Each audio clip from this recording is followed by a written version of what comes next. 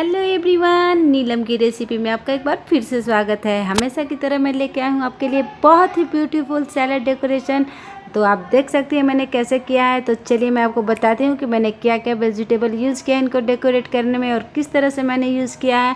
तो चलिए video start करते हैं। अगर आपको मेरी वीडियो अच्छी लगे तो लाइक कीजिएगा, सब्सक्राइब कीजिएगा मेरे चैनल को, फ्रेंड के साथ शेयर कीजिएगा। तो चलिए स्टार्ट करते हैं।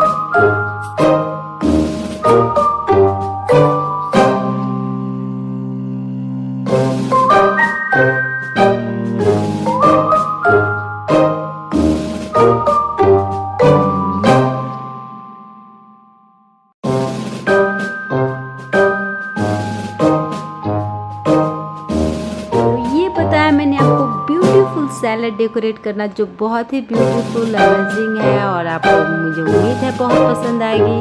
और अगर आपको वाकई में पसंद आई है तो लाइक कर दीजिएगा मेरे चैनल को, वीडियो को और सब्सक्राइब कीजिएगा मेरे चैनल को और शेयर कीजिएगा अपने फ्रेंड के साथ। तो चलिए किसी नए वीडियो के साथ फिर मिलते हैं। ओके।